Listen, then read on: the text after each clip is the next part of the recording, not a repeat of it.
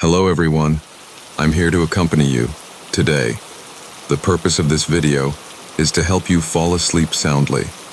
Before we begin, don't forget to like this video and subscribe to this channel. Also write in the comment section, where are you from? And what time are you watching this video? Now, find the most comfortable position and relax.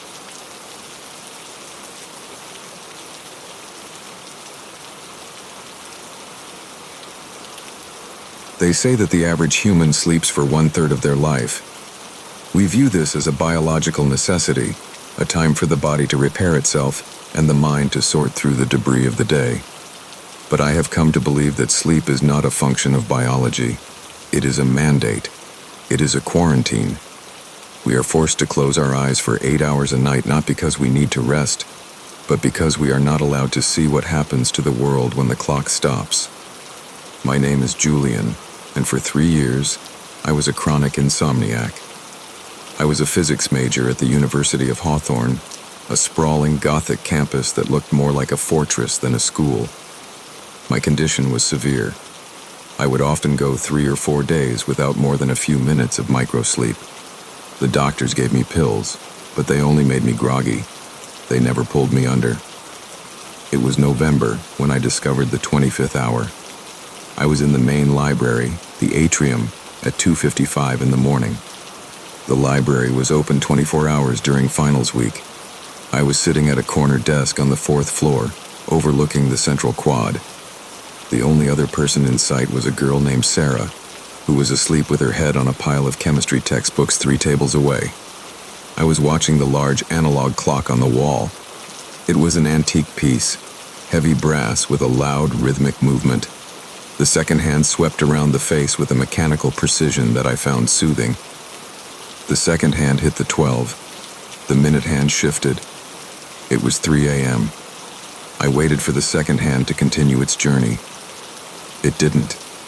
It stopped dead at the 12. It didn't twitch. It didn't vibrate. It simply ceased to move. At the exact same moment, the low hum of the library's HVAC system cut out. The fluorescent lights overhead, which usually buzzed with an annoying electrical frequency, went silent. I looked around, assuming the power had failed, but the lights were still on. They were just different. The color temperature had shifted. The harsh white light had deepened into a thick, aqueous blue. It was the color of deep twilight, or the bottom of a swimming pool. "Hello?" I called out. My voice didn't echo. The sound died the moment it left my lips, absorbed instantly by the air. The air itself felt heavier, denser, as if the humidity had spiked to 100% in a fraction of a second. I looked at Sarah. She was still slumped over her books. But something was wrong. A strand of her hair had fallen across her face, but it wasn't resting on her cheek. It was floating an inch above her skin, frozen in mid-fall. I stood up. My chair, which usually scraped loudly against the linoleum, made no sound. It felt like I was moving underwater. I walked over to Sarah. I waved my hand in front of her face. No reaction. I looked closer. She wasn't breathing. Her chest was perfectly still. I touched her shoulder. It was as hard as marble. Her flannel shirt felt like carved stone. She wasn't dead. She was paused. She was a 3-dimensional photograph existing in a suspended reality. I ran to the window. Outside, the rain that had been falling all night was still there. But it wasn't falling. Millions of water droplets hung suspended in the air, glittering like diamonds in the blue light. A bird, a pigeon, was frozen mid-flight just outside the glass, its wings fully extended, its beak open. The world had stopped. I looked back at the clock. It still read 3 o'clock exactly. I was awake in a moment that shouldn't exist. I was an anomaly in the timeline. Panic began to set in. I tried to open the library door to the stairwell. The handle turned, but the air pressure was immense. I had to shove with my shoulder to get it open. I walked out onto the quad. The silence was absolute. It was a silence so profound it felt like a physical weight pressing against my eardrums. I walked through the frozen rain, pushing the droplets aside. They felt like gelatin, bursting only when I applied force. I was the only thing moving in a city of statues. Then I noticed the smell. It was the sharp, metallic scent of ozone, mixed with something ancient and dusty, like the air inside a tomb that hasn't been opened in centuries. And then I saw them. They didn't come from the ground or the sky. They emerged from the shadows of the buildings. At first, they looked like clouds of black smoke, shapeless and drifting. But as they moved into the blue light of the quad, they took form. They were tall, easily 7 or 8 feet. They were painfully thin, like stick figures drawn with charcoal. Their limbs were too long, ending in tapering points rather than hands or feet. They had no faces, just a smooth, blank surface where a head should be. I ducked behind a concrete planter, my heart hammering so hard I was sure they could hear it. There were 3 of them. They moved with a gliding, jerky motion, like a stop-motion animation that was missing frames. They drifted toward a student who was frozen on a bench, a young man who had likely been checking his phone when the time stopped. One of the creatures leaned over him. It placed its pointed limb against the student's chest. I watched in horror as the creature began to inhale. It wasn't breathing air. It was pulling something out of the boy. I saw a stream of faint golden light flow from the student's chest into the creature's blank face. It looked like smoke or steam. The student's frozen face, which had been flushed with the cold a moment ago, turned a shade of gray. His skin looked suddenly older, more withered. They were feeding. They were feeding on the time we had left. I realized then why we sleep. We sleep so we don't see the harvest. We sleep so they can take their tithe without resistance. I tried to back away, to retreat into the library, but my foot caught on a frozen puddle. I slipped. I didn't fall, because the air was too thick, but I stumbled, and my hand slapped against the wet concrete. The sound was dull, like hitting a bag of sand, but in the absolute silence, it was a gunshot. The 3 creatures stopped feeding. They stood perfectly still. Then, in unison, their heads snapped toward me. They didn't have eyes, but I felt their gaze. It was cold, malignant, and hungry. They had found a glitch. They had found a witness. They shrieked. It wasn't a sound. It was a psychic blast. A high-pitched frequency that tore through my brain, making my vision blur. They rushed me. I scrambled to my feet and ran. Running in the 25th hour is a nightmare. The air resistance is 10 times normal. It felt like running through waist-deep mud. I pushed myself forward, gasping for breath, my lungs burning with the ozone-heavy air. I made it to the library doors. I threw myself inside and slammed the heavy oak portal shut. I engaged the deadbolt. A second later, a massive impact shook the door. The wood groaned and splintered. I sprinted for the stairs. I needed to get high up. I don't know why. Instinct, perhaps. I climbed. 2nd floor, 3rd floor, 4th floor. I could hear them below me. They didn't use the stairs. I heard the sound of them phasing through the floorboards, a wet, tearing sound like fabric ripping. I reached the roof access door. It was locked. I kicked it again and again. The lock shattered. I burst out onto the roof of the library. The frozen rain was thicker up here. The city skyline was a jagged silhouette against the blue sky. I ran to the edge of the roof. There was nowhere to go. It was a 4-story drop to the concrete. The roof access door exploded outward. A creature emerged. It was darker than the others, larger. It unfolded itself, rising to its full height. It blocked the door. I backed away until my heels were on the ledge. The creature didn't rush. It glided toward me. It knew I was trapped. It raised a long black limb, pointing it at my chest. "You are awake," a voice whispered in my mind. It sounded like dry leaves skittering on pavement. "You should not be awake." "What are you?" I screamed. "We are the keepers," the voice replied. "We prune the timeline. We eat the wasted hours." It lunged. I had no weapon. I had no escape. In a moment of pure desperation, I looked at the giant clock tower that stood opposite the library. The face of the clock was huge, glowing in the night. The hands were still frozen at 3 o'clock exactly. "Move!" I screamed at the universe. "Move, damn you!" The creature was inches from me. I could feel the cold radiating from it, a cold that burned. I felt the tug in my chest, my soul trying to tear itself loose to feed this thing. I closed my eyes and braced for death. And then, the sound was thunderous. It was the loudest sound I have ever heard. The world snapped. The heavy blue light vanished, replaced instantly by the harsh yellow glare of the sodium street lamps. The silence shattered as the wind howled. The rain plummeted to the earth in a deluge, and the distant hum of traffic roared back into existence. The creature let out a scream of agony. It dissolved. As time rushed back in, the creature couldn't maintain its form. It shattered like black glass, turning into a cloud of smoke that was instantly whipped away by the wind. I fell to my knees, gasping, soaking wet from the sudden rain. I looked at the clock tower. 3 o'clock and 1 second. 1 second had passed. I stayed on that roof until dawn. I was shivering, hypothermic, and traumatized. When I finally went downstairs, the library was buzzing with students. Sarah was awake, rubbing her eyes, complaining about a headache. She looked different. Her skin was a little paler.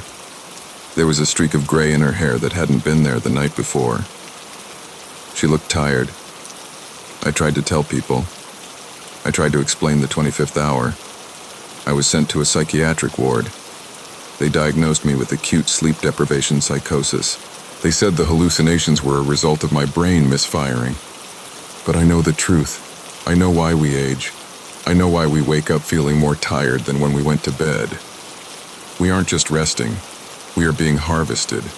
We are being drained, second by second, by things that live in the gaps between the ticks of the clock. I am better now, or so they say. I take the heavy sedatives. I make sure I am unconscious by 2:45 a.m. I have blackout curtains. I have soundproofing. But I have a watch, an old analog watch. I keep it on my nightstand. And sometimes when the medication doesn't work and I'm lying there in the dark, I watch the second hand. And every now and then, it hesitates. It falters just for a fraction of a second as it crosses the 12. And in that fraction of a second, I hear them. I hear the skittering of dry leaves. I smell the ozone.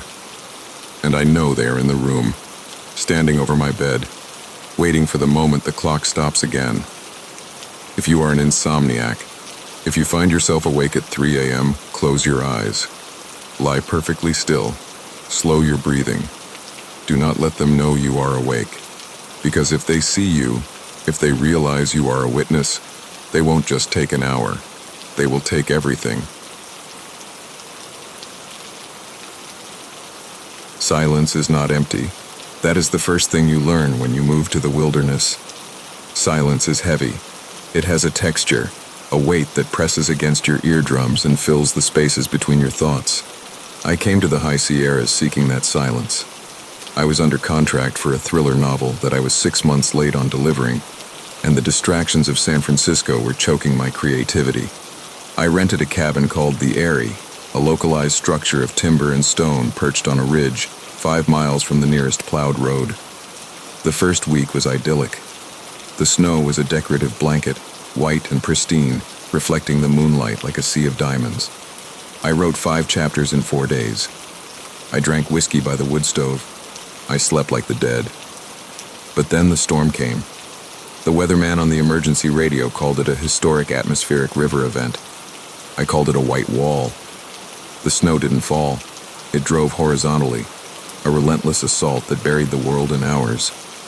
The windows were plastered over with ice.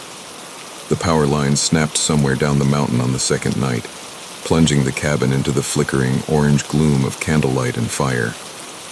I was prepared for the cold. I was prepared for the isolation.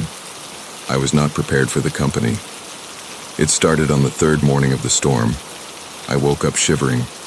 The fire in the stove had died down to embers, and the temperature in the cabin had dropped to near freezing. I could see my breath pluming in the air before me. I swung my legs out of bed, my feet hunting for the sheepskin rug I kept on the floor. That was when I saw them. There were footprints on the floor. The cabin had hardwood floors, polished pine that showed every speck of dust. And there, leading away from the foot of my bed, was a trail of wet, distinct footprints. They were not boot prints. They were bare feet. I froze, my hand instinctively reaching for the heavy iron poker I kept by the fireplace, even though I was still in the bedroom. I scanned the room. The closet door was closed. The bathroom was empty. The footprints started directly at the base of my bed, as if the person had been standing there, watching me sleep, and then turned to walk away. I followed the trail. It went out of the bedroom, down the short hallway, and into the main living area. I gripped the poker, my knuckles white. "Hello?" I called out. The word hung in the freezing air, unanswered. The trail continued across the living room rug and ended at the front door. I looked at the door. It was a heavy, solid oak slab secured by a deadbolt and a thick iron slide lock. Both locks were engaged. I checked the windows, painted shut with ice. There was no other way out. I knelt down to examine the prints. They were melting, turning into small puddles of water on the wood. But the size, they were too large to be mine, and the shape was wrong. The toes were elongated, splayed out wider than a human foot should be. I convinced myself I was sleepwalking. That was the only rational explanation. I must have gotten up, walked to the door, stood there, and walked back, maybe wiping my feet on the return trip. I cleaned up the water, built up the fire, and tried to write. But the words wouldn't come. I couldn't stop looking at the spot at the foot of my bed. That night, I didn't sleep. I sat in the armchair in the living room, facing the bedroom door, a flashlight in one lap and a kitchen knife in the other. The wind howled outside, a constant, mournful shriek that made the timbers of the cabin groan. Around 3 a.m, exhaustion took me. My head dipped, and I dozed off. I woke up to the sound of the front door latch clicking. I snapped awake, shining the flashlight beam at the door. It was closed, locked. The iron slide was still in place, but the room was freezing again. And on the floor, fresh and wet, were new prints.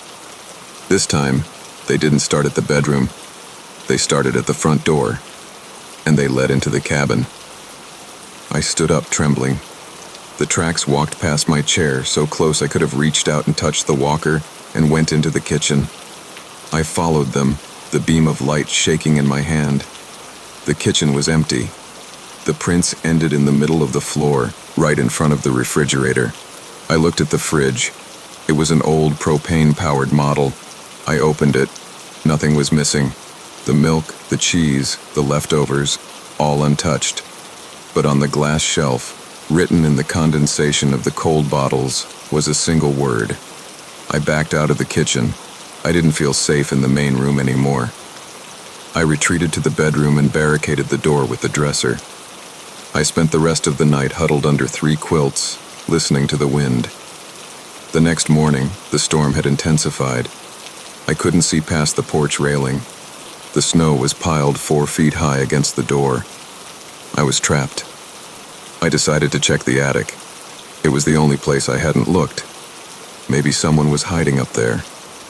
A drifter. A squatter. I pulled down the hatch in the hallway ceiling. A cloud of freezing dust descended. I climbed the ladder, shining my light into the gloom. Empty. Just pink fiberglass insulation and mouse droppings. I came back down. I felt like I was losing my mind. "Show yourself!" I screamed at the empty cabin. "I know you are here." The house absorbed my anger and gave nothing back. That afternoon I was looking out the back window trying to see the tree line. The snow had piled up against the glass, creating a wall of white. As I watched, the snow began to move. It wasn't falling, it was being pressed. From the outside, something was pressing against the snow, compacting it against the glass. A shape began to form. It was a face, a massive face, easily 3 feet wide, pressed into the snowbank. It had deep, hollow eyes and a gaping mouth. It looked like a death mask cast in ice, and it was staring right at me. I stumbled back, knocking over a lamp. "It is outside," I whispered. "It is trying to get in." I spent the rest of the day nailing spare planks over the windows. I didn't care about the light anymore. I wanted armor. Night fell. The temperature dropped to 0 inside the cabin. The propane heater was struggling. I sat in the corner of the bedroom, wrapped in blankets. I had moved the dresser back in front of the door. I was armed. I was awake. I watched the digital clock on the bedside table. 2 a.m., 3 a.m. At 3:15 in the morning, I heard a sound that made my blood run cold. It was the sound of breathing. It wasn't coming from the other room. It wasn't coming from outside. It was coming from under the bed. I was sitting on the floor 6 feet away from the bed. The dust ruffle was draped down to the floorboards. It was a wet, rattling breath. I stood up slowly. I raised the knife. I knew I had to look. If I didn't look, the not knowing would kill me. I approached the bed. I grabbed the edge of the mattress. 1, 2, 3. I flipped the mattress up. There was nothing there. Just dust bunnies and an old shoebox. The breathing stopped. I let out a sob of relief. I was hallucinating. It was the isolation. It was the cabin fever. I turned around to go back to my corner, and then I saw the mirror. There was a full-length mirror mounted on the back of the bedroom door. In the reflection, I saw myself. I looked ragged, pale, terrified, but I also saw what was standing behind me. It was tall, so tall its head brushed the ceiling beams. It was made of something that looked like pale gray clay, or perhaps wet snow packed into the shape of a man. Its arms hung down to its knees, and it had my face. Not my face as it was then, but a distorted, frozen version of it. The eyes were white marbles. The mouth was sewn shut with ice. I spun around. The room was empty. I looked back at the mirror. The figure was still there. It wasn't in the room with me. It was in the reflection. It was on the other side of the glass. The figure in the mirror raised a hand. It pointed at me. Then, my own reflection, the real me in the glass, began to mimic the monster. My reflection's face went slack. My reflection's eyes turned white. I felt a coldness seize my body. Not the cold of the room, but an internal freezing. My limbs went numb. My chest felt like it was filled with concrete. I tried to scream, but my jaw wouldn't open. My mouth felt fused shut. I watched in the mirror as the monster stepped forward. It walked into my reflection. It merged with the image of me.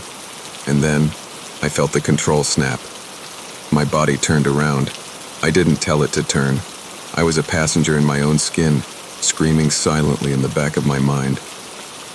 My legs walked toward the bedroom door. My hands moved the dresser aside with a strength I didn't possess. My body walked into the living room. It walked to the front door. My hands undid the deadbolt. They slid the iron lock back. The wind roared as the door flew open. The wall of snow collapsed inward, spilling onto the floor. My body didn't stop. I walked out into the storm. I walked barefoot into the deep drifts. The cold was agonizing, 1,000 needles piercing my skin, but I kept walking. I realized then what the footprints were. They weren't leading out. They weren't leading in. They were practice. The thing in the snow had been testing the boundary. It had been trying to find a way to wear me. And now, it fit perfectly. I am walking now. I have been walking for days. The cold preserves me. I don't need to eat. I don't need to sleep. I am simply a vessel for the winter. I am heading down the mountain. I can see the lights of a town in the distance. The creature inside me is excited. It has been alone in the cold for so long. It wants warmth. It wants to be inside a house with a fire. If you are reading this, if you see a figure walking down a snowy road in the middle of a blizzard, wearing nothing but pajamas, with eyes as white as the frost, do not stop your car. Do not offer help. Lock your doors. Drive. And pray that the snow doesn't follow you home.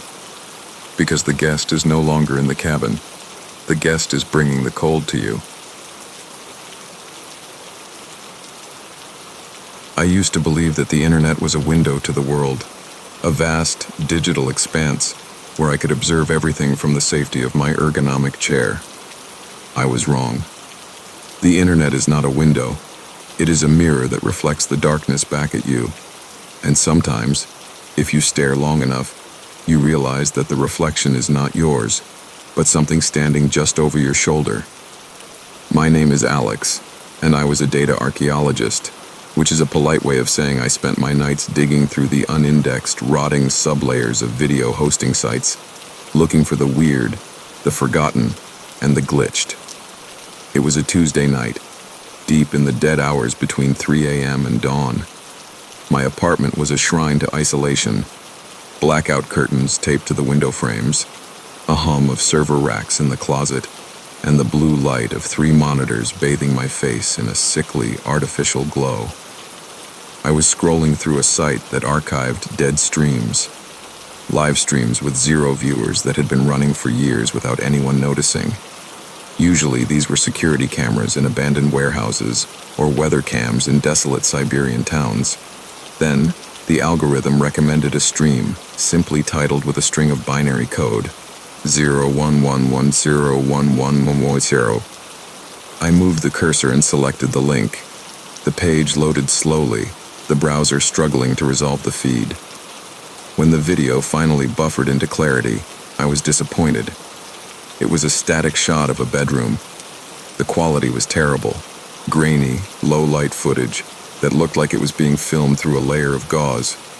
The room was messy. There was a desk cluttered with energy drink cans, an unmade bed with gray sheets, and a bookshelf overflowing with technical manuals. In the center of the frame, the back of a high-back gaming chair was visible. Someone was sitting in it, facing away from the camera, staring at a wall of monitors. I watched for a minute. The figure didn't move. The timestamp in the corner of the video counted up the seconds. 3:14 and 22 seconds. 3:14 and 23 seconds. I typed into the chat box. Is this a loop? No response. The viewer count remained at 1. Just me. I leaned back in my own chair, taking a sip of stale coffee. I studied the room on the screen. It looked depressingly familiar. The clutter, the lighting, the setup. It was the universal habitat of the terminally online. Then, the figure in the video moved. He reached out with his left hand and picked up a white mug. He brought it to his lips, tilted his head back, and took a drink. My hand froze halfway to my mouth. I was holding a white mug. I had just taken a drink. A cold prickle of unease danced across my scalp. I set my mug down slowly. On the screen, the figure set his mug down. The timing was exact. There was no latency, not a millisecond of lag. I sat up straight. I looked around my room. My eyes darted to the bookshelf, then to the pile of laundry in the corner. The room on the screen was my room. The realization hit me with the force of a physical blow. I stood up, knocking my chair back. It hit the floor with a dull, heavy sound. On the screen, the figure stood up. The chair fell over. "Okay," I whispered, my voice trembling. "Okay, very funny. Who hacked my webcam?" I scanned my setup. I had a webcam mounted on top of my center monitor, but it was covered with a piece of electrical tape. I reached out and ripped the camera off the monitor, unplugging the USB cable. I threw it onto the bed. I looked back at the screen. The stream was still running. The angle hadn't changed. I stared at the perspective. The camera wasn't looking at me from the front. It was filming me from behind. It was positioned high up, near the ceiling, in the back corner of the room. I spun around, scanning the corner where the walls met the ceiling. There was nothing there. Just smooth white drywall and a vent for the central air conditioning. I grabbed my phone and turned on the flashlight. I climbed up onto my bed to get closer to the vent. I shone the light into the metal slats. Dust, darkness, No lens, no red tally light, no wires. I looked back at the monitor. The figure on the screen, me, was standing on the bed, shining a light into the vent. The angle was impossible. Based on the footage, the camera should be floating in midair, right where my head was currently positioned. But there was nothing there. I climbed down. Panic was beginning to curdle into nausea. This wasn't a hidden camera. This was something else. I sat back down at the desk, forcing myself to look at the interface of the video site. Who was hosting this? Where was the server? I ran a trace on the IP address of the stream. The terminal window flashed green. The results came back instantly. The call was coming from inside the machine. No, that wasn't right. It was saying the source of the video was my computer, but I wasn't broadcasting. I didn't even have a camera connected anymore. I looked at the viewer count again. It had changed. Viewers, 2. Someone else was watching. The chat box, which had been empty, suddenly scrolled. Text appeared. User null. He notices. My fingers hovered over the keyboard. I typed, "Who are you? Where's the camera?" User null.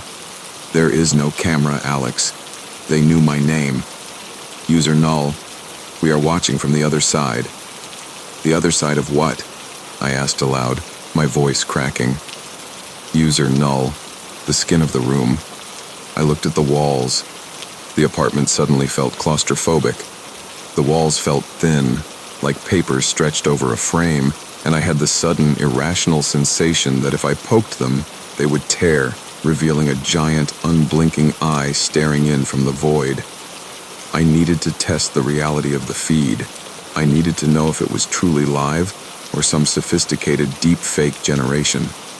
I grabbed a Sharpie and a piece of printer paper. I wrote the word "stop" in massive block letters. I held it up to the empty corner of the room.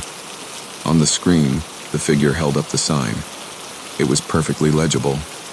Then, the chat updated again. User null. "We don't want to stop. The show is just starting." Viewers, 5. Viewers, 20. The count was climbing rapidly. The stream was being shared. I was becoming a spectacle. "I am calling the police," I shouted at the empty room. User null. "They won't see us. Only you can see the broadcast. To them, you are just screaming at a wall." I grabbed my desk lamp. It was a heavy industrial thing with a solid metal base. I ripped the cord from the socket. "I will break it," I hissed. "I will find it." I dragged my chair over to the corner. I stood on it. I raised the lamp base like a hammer. I swung it at the wall, right where the camera angle seemed to originate. The impact was jarring. The drywall crumbled, white dust exploding into the air. I swung again, and again. I smashed a hole the size of a dinner plate into the plaster. I dropped the lamp and clawed at the insulation with my bare hands. I ripped out chunks of pink fiberglass. "Where is it?" I screamed. "Where is the lens?" I looked back at the monitor. The stream showed me digging in the wall. But here was the horror. In the video, the hole I had made wasn't dark. Through the hole in the video feed, I could see another room. It was a mirror image of my room. And in that room, standing on a chair, digging at the wall, was another version of me. And behind that version of me, standing in the shadows of the doorway, was a tall, dark figure. I froze. I looked at the doorway of my actual room. It was empty. The hallway light was off. I looked back at the screen. The figure in the video was stepping closer to the other Alex. It had long, pale fingers. It was reaching out. I realized then that the camera wasn't recording my reality. It was recording the reality that was one layer down. The reality that was pressing against mine. And in that layer, I wasn't alone. User null. He sees the guest. Viewers, 500. The figure on the screen placed its hand on the shoulder of the other Alex. At that exact moment, I felt a touch. It wasn't a physical hand. It was a coldness. A profound, absolute zero coldness. that sank through my shirt and into my skin. It felt like liquid nitrogen being poured onto my shoulder blade. I screamed and spun around, flailing my arms. There was nothing there, just the empty air of my apartment. But on the screen, the figure was now standing right behind me. It was facing the camera. It didn't have a face. It had a smooth, flat surface where features should be. And projected onto that face was a video feed. It was a feed of me, screaming, crying. I ran. I didn't grab my keys. I didn't grab my wallet. I bolted out of the apartment, down the 4 flights of stairs, and into the cool night air of the street. I ran until my lungs burned and my legs gave out. I collapsed in an all-night diner 3 miles away. I never went back to the apartment. I paid a moving company to pack my things, instructing them to leave the computer and the monitors. I told them to throw them in the dumpster. I moved to a different city. I rented a basement unit with concrete walls, no internet, no smartphone. I got a job stocking shelves at a grocery store. I lived analog. For 6 months, I was safe. But curiosity is a disease. Last week, I was at the public library. I needed to print tax forms. I sat down at a public terminal. I told myself I wouldn't do it, but my fingers moved on their own. I typed in the URL. I had memorized it. The page loaded. Stream status. Live. Viewers.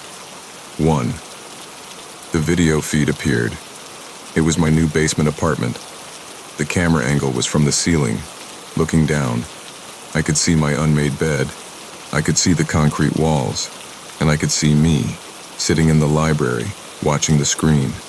The camera wasn't in the wall. It wasn't in the computer. The camera is attached to me. It has always been attached to me. I am the broadcast. And in the corner of the video, in the shadows of my basement apartment, the figure is waiting. It is holding a sign. I am writing this on a piece of paper. I am going to leave it on the library desk. I am not going home tonight. I don't know where I am going, but I know that wherever I stop, the stream will continue. If you are watching a video online and you see a room that looks like yours, turn it off. Do not interact. Do not look for the camera. Because once you acknowledge the audience, the show can never be canceled, and the subscribers are getting impatient for the finale. The forest does not want to be watched.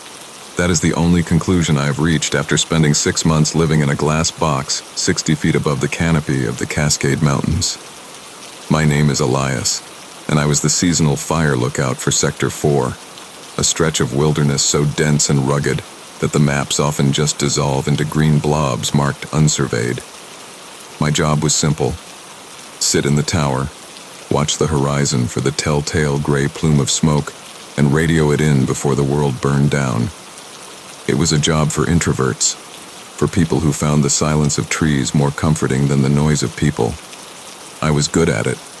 I could spot a camper's illegal bonfire from 20 miles away. I could distinguish between the mist rising off the river and the early wisps of a lightning strike. But I was not prepared for the fire that did not burn. It was late August. The forest was a tinderbox. We hadn't seen rain in 6 weeks, and the humidity was in the single digits. The air smelled of baked pine needles and dust. Every step on the forest floor sounded like breaking bones because the undergrowth was so dry. I was on the night watch. Usually, lookouts rely on daylight to spot smoke, but during high-risk periods, we watched for the glow. I sat in the center of the tower, the Osborne Firefinder, a large circular topographic map with a sighting mechanism, sitting like an altar before me. The windows of the tower offered a 360-degree view of the darkness. It was 2 in the morning when I saw it. It appeared in the valley to the north, near the base of Iron Peak. A soft orange pulsation. I immediately swung the sighting ring of the Firefinder around. I peered through the brass sight, aligning the crosshairs with the glow. My stomach dropped. It was big. Based on the width of the glow, it was already a multi-acre blaze. I grabbed the radio handset. "Dispatch, this is Tower 4. I have a visual on a rapidly developing incident. Sector North, near Iron Peak coordinates. I waited for the crackle of the dispatcher's voice. Silence. Dispatch, do you copy? This is a Priority 1 sighting. Nothing. The radio wasn't dead. I could hear the faint, rhythmic static of the atmospheric interference. But no one was answering. This wasn't entirely uncommon in the deep valleys, but the tower usually acted as a perfect relay. I tried the backup handheld. Same result. Just the hiss of the void. I returned to the glass. I needed to log the behavior of the fire. I brought my binoculars to my eyes. The wind that night was blowing hard from the west, a steady 20-mile-per-hour gale that rattled the window panes. By all laws of physics, the fire should be running east, pushed by the wind, consuming the fuel in its path. But the fire was moving west. It was moving into the wind. I lowered the binoculars, wiped the lenses, and looked again. There was no mistake. The orange line was advancing directly against the gale, and it was moving fast. Faster than a crown fire. Faster than a sprinting man. I raised the binoculars again to get a better look at the flames. I wanted to see the tree line, to see the crowning, to assess the fuel load. That was when the nausea hit me. The fire wasn't burning the trees. I watched as the wall of orange light engulfed a stand of ancient Douglas firs. In a normal fire, you would see the trees ignite, turning into torches, their silhouettes vanishing into the inferno. But here, the trees remained. They stood perfectly still within the orange glow. The fire was flowing around them, over them, like a liquid light. It didn't consume the branches. It coated them. And it wasn't chaotic. Fire is chaotic.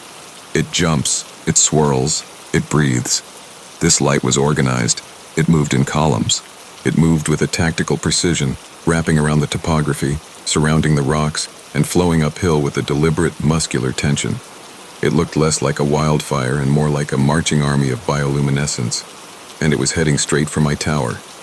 I realized with a jolt of terror that I wasn't just observing a natural disaster. I was observing a migration, or a hunt. I tried the radio again, screaming into the handset.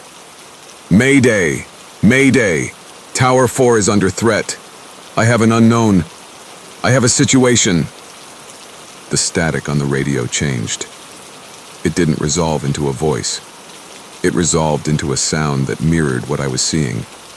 A low, synchronized buzzing, like a billion locust wings rubbing together.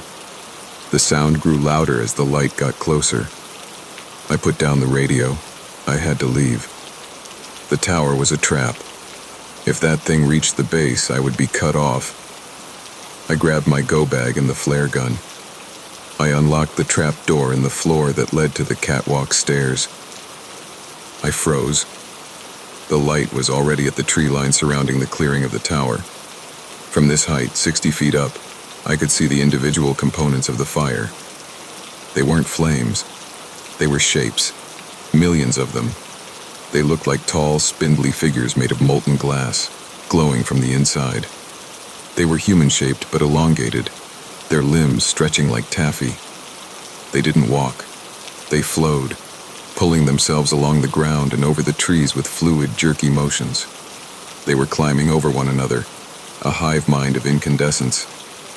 And they were silent. There was no roar of burning timber, no crackle of sap exploding, just the terrifying sound of movement, the brushing of bodies against bark, the rustle of dry needles, and that low electronic hum coming from the radio. They filled the clearing. The ground below the tower became a sea of writhing orange light. I slammed the trapdoor shut and bolted it. I backed away, retreating to the center of the glass box. They began to climb. I heard the sound of metal groaning.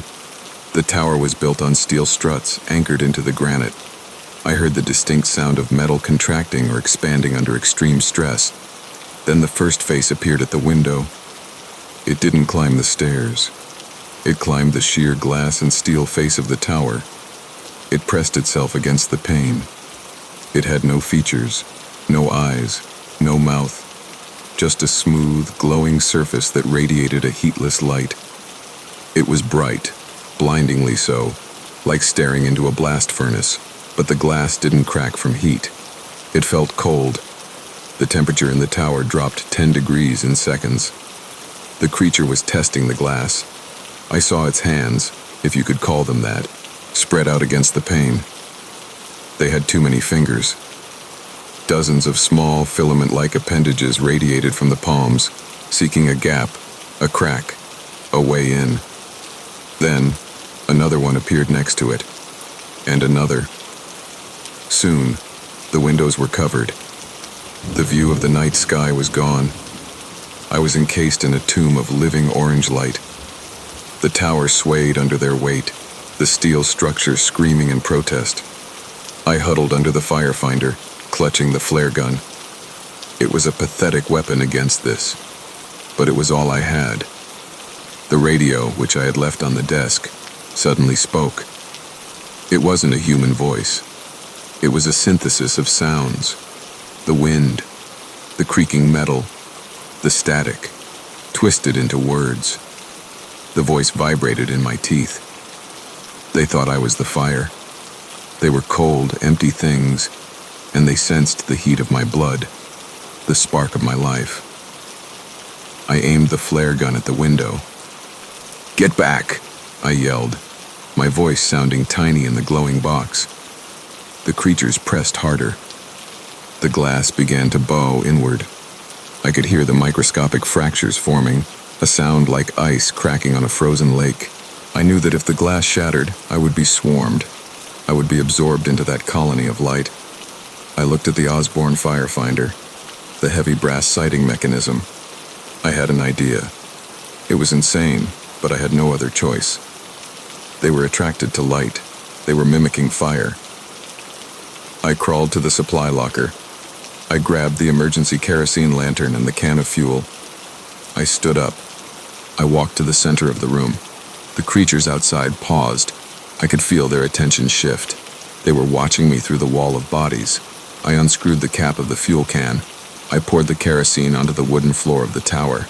The smell of fumes filled the small space. The radio hissed. "You want fire?" I screamed. "I will give you fire!" I lit a match. I dropped it on the puddle of kerosene. The fuel ignited with a violent rush of air. The flames leaped up, hot and real and chaotic. The smoke filled the room instantly. The reaction from the creatures was instantaneous. They didn't attack.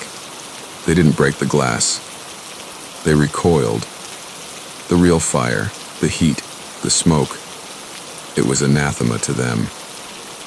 They were cold light. They couldn't handle the entropy of actual combustion. The wall of orange bodies fell away from the windows. I heard them shrieking, a sound like high-tension wires snapping. They dropped from the tower, falling back to the earth in a chaotic tumble. I was now trapped in a burning tower. I grabbed the fire extinguisher from the wall. I didn't use it on the fire yet. I used it to smash the window on the leeward side, away from the smoke.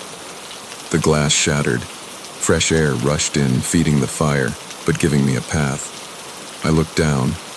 The creatures were retreating, flowing back into the forest like a reversed tide, repelled by the heat radiating from the tower above. I scrambled out the window and onto the metal catwalk. The flames were licking at the door frame behind me. The heat was intense, singing my eyebrows. I climbed over the railing and onto the ladder. I slid down, burning my hands on the friction, ignoring the pain. I hit the ground and ran. I ran through the dark forest, stumbling over roots, guided only by the real fire burning in the tower behind me. I didn't stop until I reached the access road 5 miles away. I was picked up by a logging truck at dawn. The driver looked at me, covered in soot, bleeding, smelling of kerosene, and asked if I had seen the fire. I looked back toward the ridge. A plume of black smoke was rising into the pale morning sky. The tower was gone, burned to the chassis. But the forest around it? The forest that had been engulfed by the army of light? It was green, untouched, not a single scorched leaf. The fire I had seen had left no trace. The official investigation concluded that I had accidentally set the tower on fire with a lantern while drunk. They found the empty kerosene can. They didn't believe my story about the glowing figures. They said it was a hallucination caused by isolation and carbon monoxide fumes. I lost my job. I was fined for the destruction of federal property. But I don't care. I live in the city now. I live in a basement apartment. I don't have windows. But I still watch the news. And every summer, when the wildfire season starts and I see the footage of the hills burning, I look closely. I look for the fires that move against the wind. I look for the flames that don't produce smoke. And sometimes, I see them. I see the reporters standing in front of a blaze, talking about unpredictable fire behavior. And behind them, in the wall of orange, I see the shapes. I see the elongated limbs. I see the faces pressing against the camera lens of the world. We think we are fighting nature. We think we are fighting chemistry.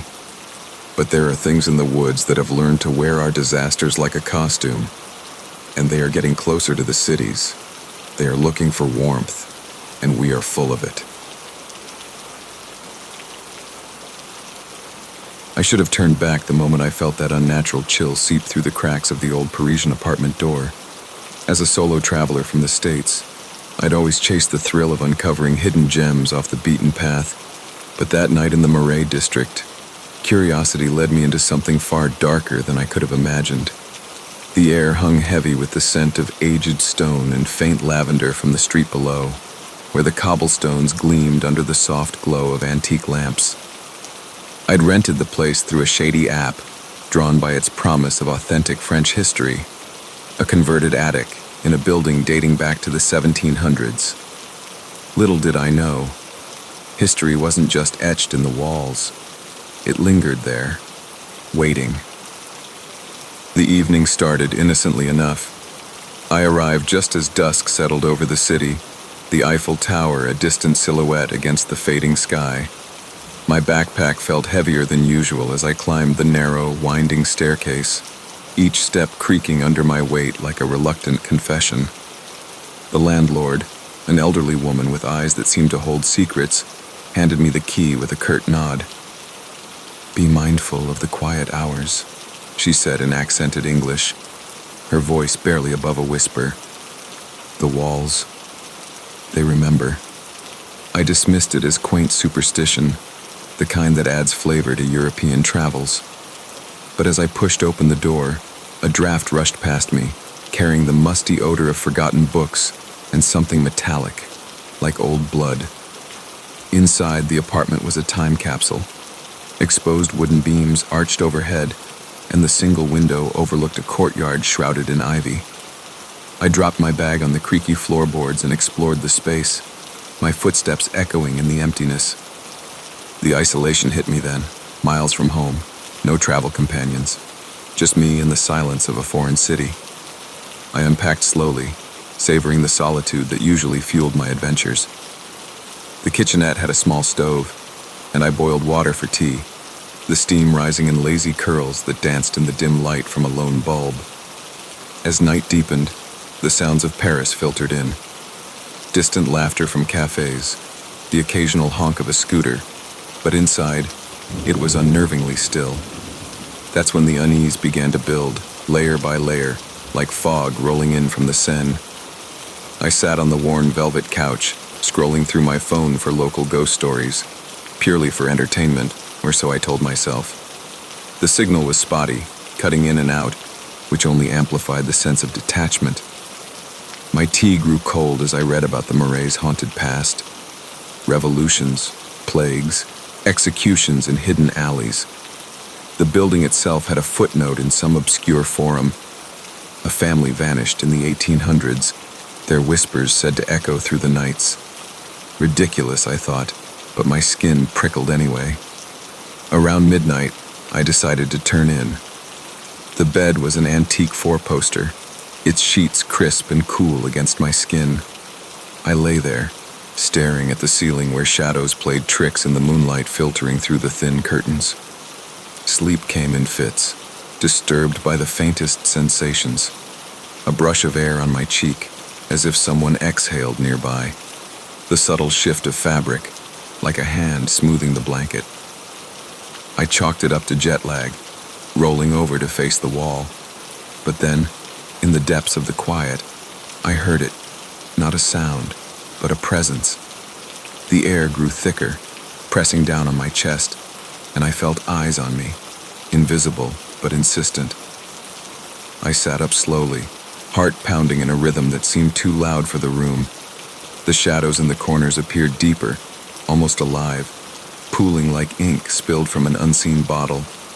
I reached for the lamp, my fingers fumbling on the switch, and when the light flickered on, everything looked normal. Just an empty room. I laughed it off, a nervous chuckle that died in my throat. But as I lay back down, the feeling returned, stronger. It was as if the walls were closing in, the beams overhead bending slightly under an invisible weight.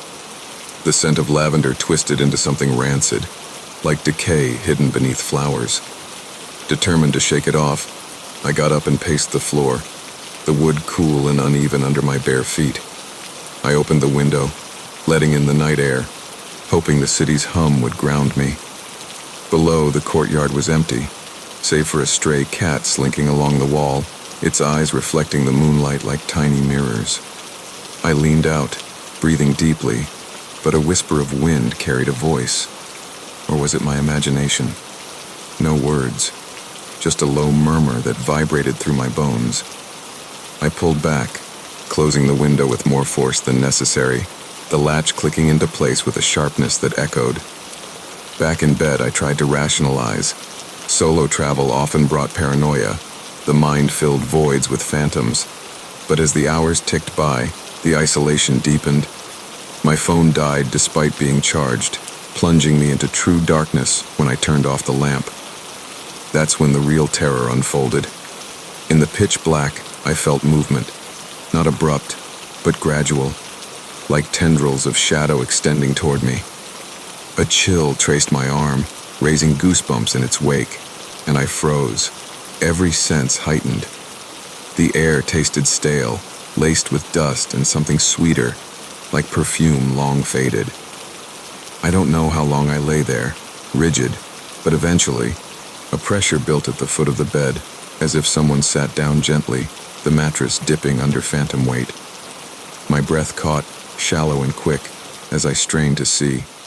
Shapes formed in the gloom, elongated figures, indistinct but humanoid, hovering at the edges of perception. They didn't approach suddenly. Instead, they encroached slowly, the room growing colder with each inch. The scent intensified, rotting flowers mingled with the iron tang of blood. And I realized it wasn't my imagination. This was real, a residue of the past seeping into the present. Panic surged, but I forced myself to move deliberately, sliding out of bed inch by inch. The floor felt like ice, numbing my toes as I crept toward the door. Behind me, the shadows stirred, a subtle rustle of fabric that made my blood run cold. I grabbed my backpack, not bothering with clothes, and fumbled for the key. The lock turned with agonizing slowness, the mechanism grinding as if resistant. As the door creaked open, a rush of warmer air from the hall greeted me, but I sensed pursuit, a cold draft nipping at my heels. I bolted down the stairs, two at a time, the building's silence broken only by my ragged breaths. The landlord's door was shut tight, no lights on. I burst into the street, the cool Parisian night wrapping around me like a lifeline. Street lamps cast long shadows, but they were ordinary, not alive.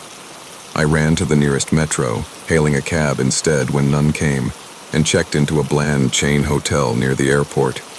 Sleep evaded me that night, every creak in the new room sending jolts of fear through my veins. In the morning light, it all seemed like a nightmare, but the bruises on my arm, faint fingerprints, told otherwise. I left Paris that day, cutting my trip short, haunted by the memory of those whispering shadows. They didn't want to kill me. They wanted company in their eternal isolation. If you're traveling alone, especially in old cities like Paris, listen to the warnings.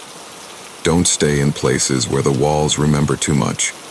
Trust your instincts, or you might find yourself sharing the night with the forgotten. I never should have boarded that last train out of Shinjuku after midnight. As an American traveling solo through Japan, I'd grown used to the precision of their rail system. Trains arriving and departing like clockwork, crowds thinning out as the night deepened. But that evening in Tokyo, exhaustion from a day wandering Shibuya and Harajuku led me to make a mistake I'd regret for the rest of my life. The platform was eerily deserted, the fluorescent lights humming faintly overhead, casting a sterile glow on the polished tiles. A cool breeze swept through the station, carrying the faint scent of rain-soaked concrete and distant street food vendors long closed for the night. I'd missed the earlier Yamanote line by minutes, so when the announcement came for a late-night local train heading toward my hostel in Asakusa, I didn't think twice. The digital board flickered with kanji I could barely read, but the English subtitle confirmed the destination. I stepped onto the car, the doors sliding shut behind me with a soft hiss that sealed me in. The interior was pristine, rows of empty seats upholstered in blue fabric, overhead straps swaying gently, advertisements for unfamiliar products lining the walls. No one else boarded, just me, alone in a carriage that felt too spacious, too silent. As the train pulled away from the station, the city lights blurred into streaks outside the windows. I settled into a seat by the door, my backpack on the floor between my feet, the weight of it grounding me. The rhythmic motion usually lulled me into relaxation on long rides, but tonight, something felt off. The air conditioning hummed steadily, chilling the space more than necessary, raising faint goosebumps on my arms despite my jacket. I pulled out my phone to check the route. Signal bars dropped to nothing almost immediately. Underground sections, I told myself, common in Tokyo's subway maze. Minutes passed, and the train didn't stop at the next station, or the one after. The announcements, usually crisp and bilingual, remained silent. I stood and walked the length of the car, peering through the connecting door to the next one. Empty. All of them empty, as far as I could see in the dim linking passages. A subtle unease settled in my stomach, like the drop before a roller coaster plunge. I returned to my seat, watching the tunnel walls rush by, black concrete interrupted by occasional service lights that flashed and vanished. The isolation grew heavier with each passing moment. Tokyo was a city of millions, yet here I was, utterly alone on a moving vessel hurtling through the earth. The fluorescent bulbs flickered once, twice, casting brief shadows that danced across the floor like fleeting figures. I rubbed my eyes, blaming fatigue, but the chill deepened, seeping into my bones. The scent shifted subtly, from clean metal to something damp and earthy, like soil disturbed after rain. That's when I noticed the reflections in the window.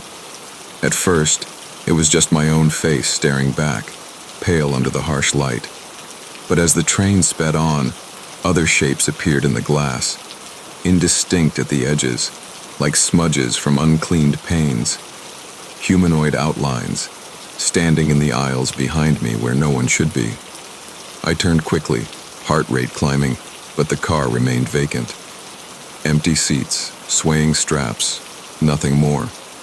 Yet when I faced the window again, the reflections lingered, closer now, their features blurred as if viewed through fogged glass. I forced myself to breathe slowly, in and out, focusing on the details to stay calm.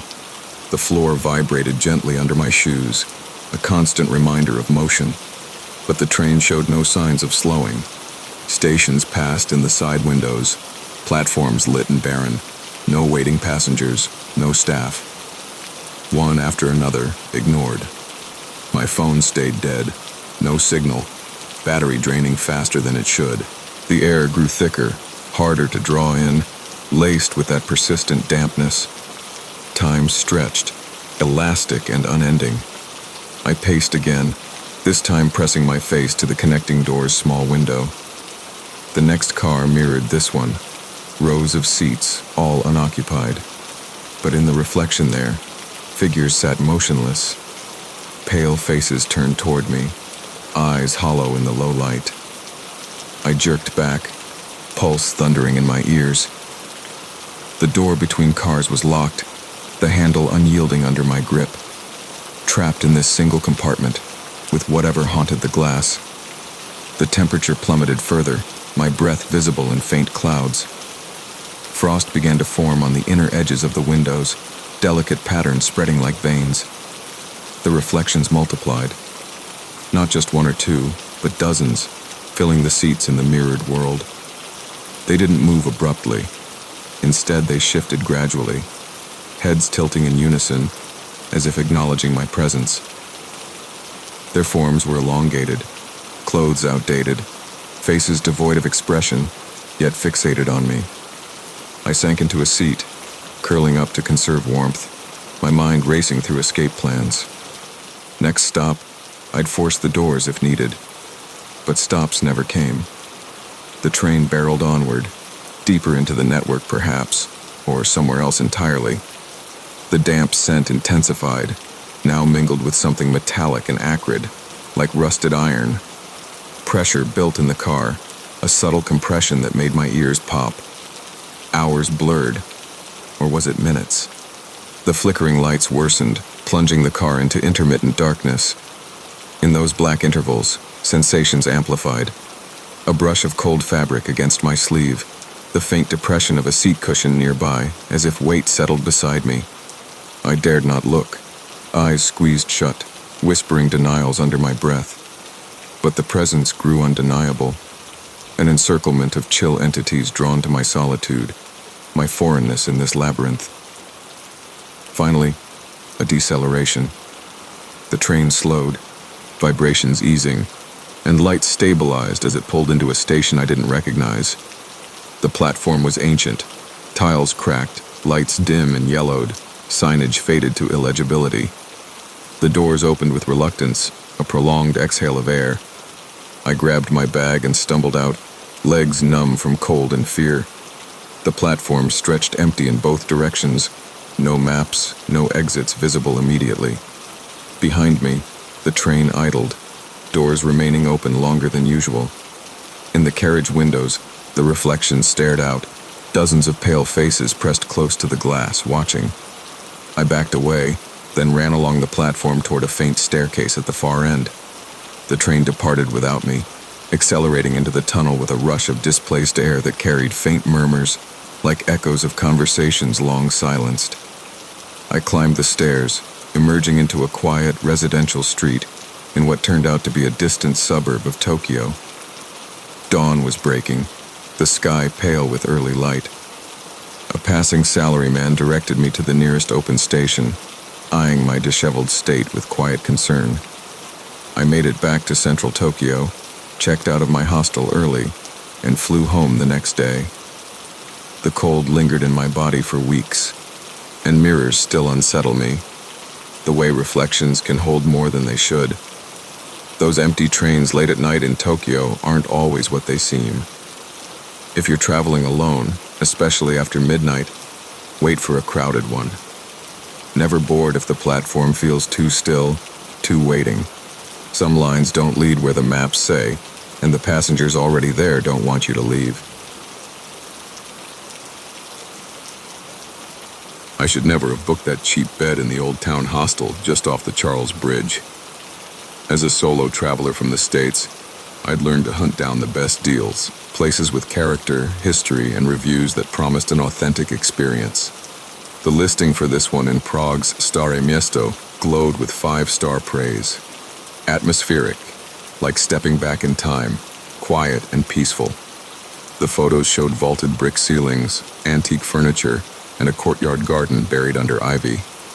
It was late October, off-season, and the price was half of anywhere else. I told myself the lack of recent reviews was just because fewer people traveled in the cold. I was wrong.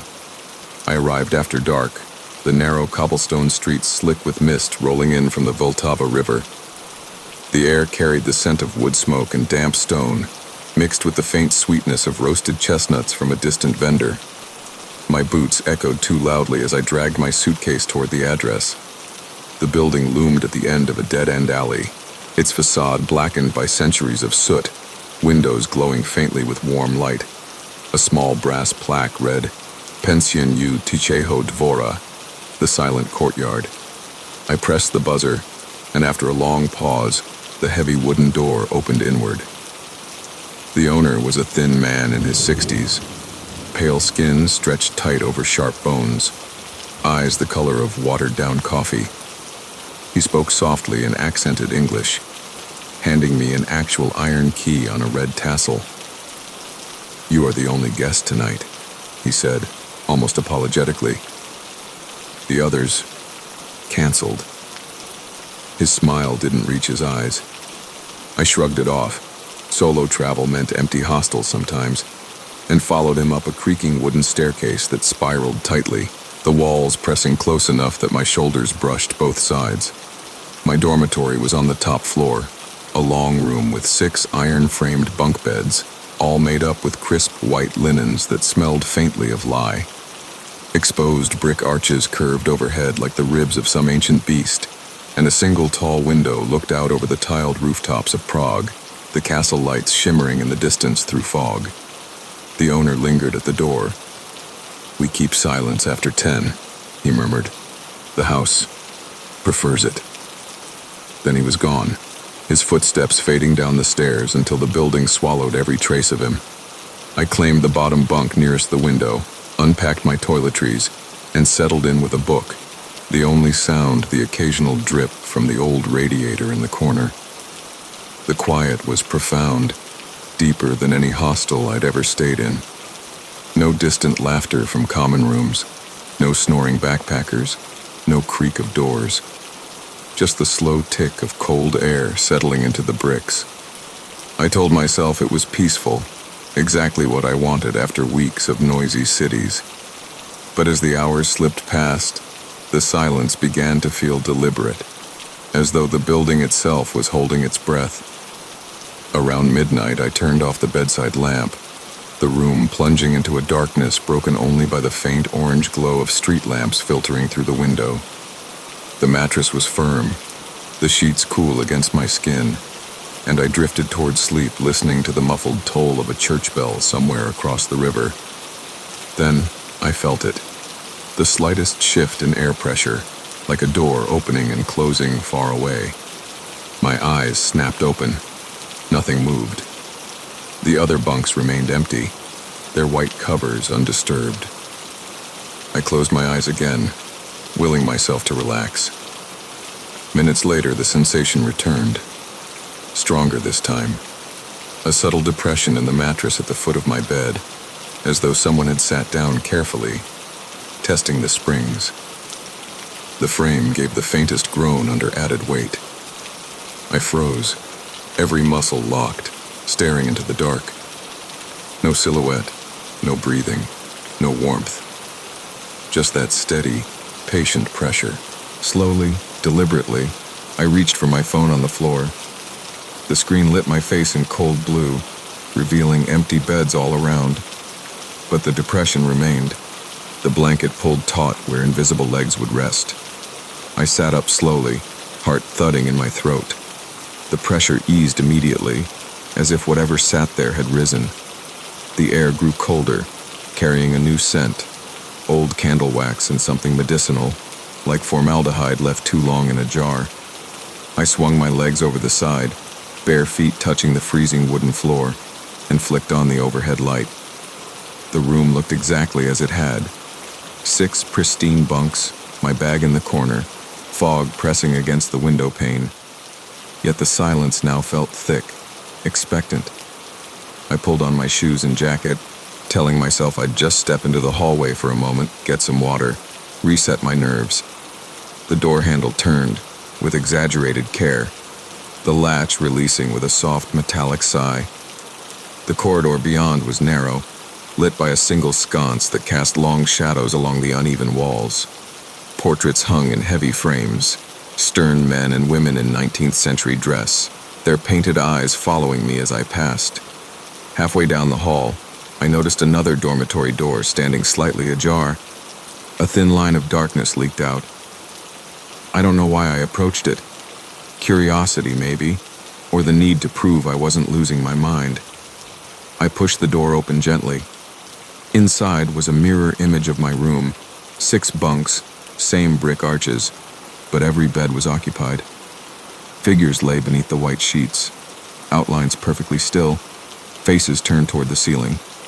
The air here was even colder, thick with that waxy chemical smell. I stepped inside, breath clouding, and realized the figures weren't breathing. No rise and fall of chests, no faint movement. Just rigid forms under taut linen. One of the sheets near the door shifted, barely. A slow smoothing of fabric, as though a hand beneath had adjusted its position. My stomach lurched. I backed out, pulling the door closed until the latch settled into place. The hallway portrait seemed to watch with increased intensity as I retreated to my own room. I locked the door behind me, a flimsy sliding bolt that suddenly felt useless, and wedged my suitcase against it for good measure. Back in bed, I left the light on, staring at the ceiling arches until my eyes burned. The pressure returned shortly after, this time at the head of my bunk. The pillow beside mine compressed slowly, as if a head had settled there, inches from my own. I could feel the cold radiating from it, a void where warmth should be. The scent grew stronger, wax, chemicals, and now something faintly floral, like funeral lilies left too long in water. I didn't move. I barely breathed. Whatever lay beside me remained patient, silent, sharing the narrow mattress with infinite care. Hours passed in that frozen vigil. The presence never escalated. It simply existed alongside me, a companion in the quiet the house demanded. At some point near dawn, the weight lifted. The pillow fluffed back to its original shape, the air warmed by degrees, and the oppressive scent faded. Gray light seeped through the window, revealing an empty room once more. I waited until I heard the owner moving downstairs. Slow footsteps, the clink of porcelain, before I unpacked my suitcase from the door and descended. He was in the kitchen, pouring coffee with the same thin hands. He didn't ask how I slept. I paid quickly, mumbled thanks, and left without looking back. The morning fog had lifted, and Prague looked beautiful again, almost ordinary. I flew home 2 days later, cutting the rest of my trip short. I still can't sleep in complete silence. I leave a fan running or music playing low.